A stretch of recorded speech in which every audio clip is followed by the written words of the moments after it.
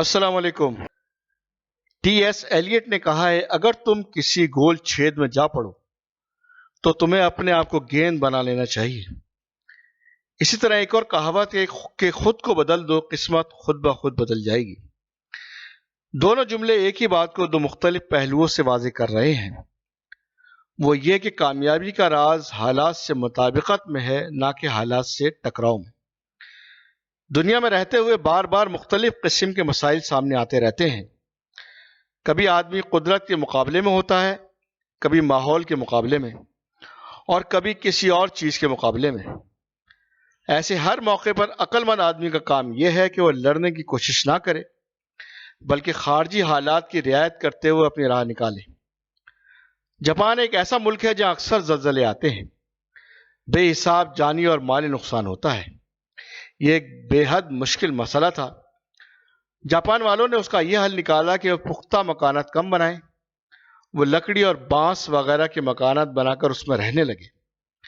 لکڑی اور بانس کا مکان اگر گر بھی جائے تو اس کا نقصان کم ہوتا ہے، نیز اس کے بعض اجزاء بہت حد تک دوبارہ استعمال ہو سکتے ہیں۔ زلزلے میں انسان کا مقابلہ قدرت سے ہوتا ہے، یا انسان بالکل بے بس ہے۔ چنانچہ جاپان والے یہاں جھک گئے۔ انہوں نے یک طرفہ طور پر اپنے آپ کو جھکاؤ کر کے اپنے مسئلے کا حل نکال لیا۔ آج ٹویوٹا کا لفظ جاپانی کار کے ہم معنی بن گیا ہے، جبکہ قدیم عرصے میں یہ لفظ جاپان میں ٹیکسٹائل انڈسٹری کے لیے استعمال ہوتا تھا۔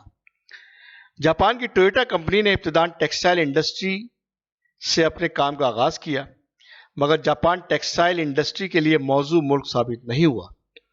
کمپنی اس کاروبار میں کامیاب نہ ہو سکی۔ ٹویوٹا والوں نے اس تجربے کے بعد نیا میدان اختیار کر لیا۔ وہ موٹر کار کی صنعت میں داخل ہو گئے۔ یہاں ان کو فضا اپنے موافق ملی۔ انہوں نے تھوڑے عرصے میں زبردست ترقی کی، یہاں تک کہ تمام دنیا کی سڑکوں پر جاپانی کاریں دوڑنے لگیں۔ اس دوسری مثال میں جاپان کو ملکی اور جغرافیائی رکاوٹوں کا سامنا تھا۔ جاپانیوں نے یہ کیا کہ انہوں نے اپنے عمل کا میدان بدل دیا۔ اس کے بعد کامیابی ان کے لیے اسی طرح یقینی ہو گئی جس طرح کوئی شخص دیوار کی طرف سے نکلنے کی ناکام کوشش کر رہا ہو اور پھر وہ دروازے کی طرف سے نکلنے کی تدبیر کرے۔ جاپان کے 4 بڑے اخباروں میں سے ایک اخبار خسارے میں چلا گیا۔ ہاتھی کا ایک پاؤں ٹوٹ جائے تو اس کے بعد اس کا بچنا سخت مشکل ہوتا ہے۔ اسی طرح اخبار اگر ایک بار خسارے میں چلا جائے تو اس کا سنبھلنا بہت مشکل ہوتا ہے۔ مگر جاپان والے اپنی قومی صحافت کو زندہ رکھنا اپنا مقدس فریضہ سمجھتے تھے۔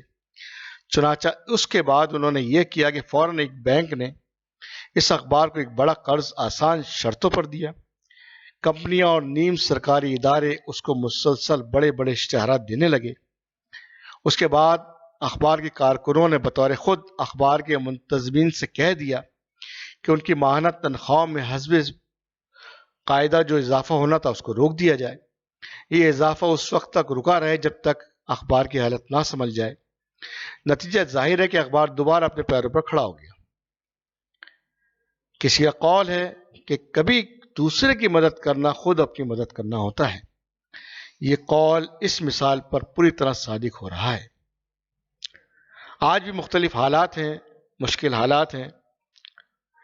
ان حالات میں ہمیں گھبرانا نہیں چاہیے، بلکہ اپنے ذہن کو استعمال کرتے ہوئے، اپنی صلاحیتوں کو دیکھتے ہوئے، مختلف مواقع کو دیکھتے ہوئے مختلف آپشنز پر جانا چاہیے اور مسلسل اللہ کی مدد کے لیے دست بدعا رہنا چاہیے۔ اللہ تعالیٰ ہم سب کو ان مشکل حالات سے نکالے۔ آپ سب کی دعاؤں کا طالب وسیم احمد۔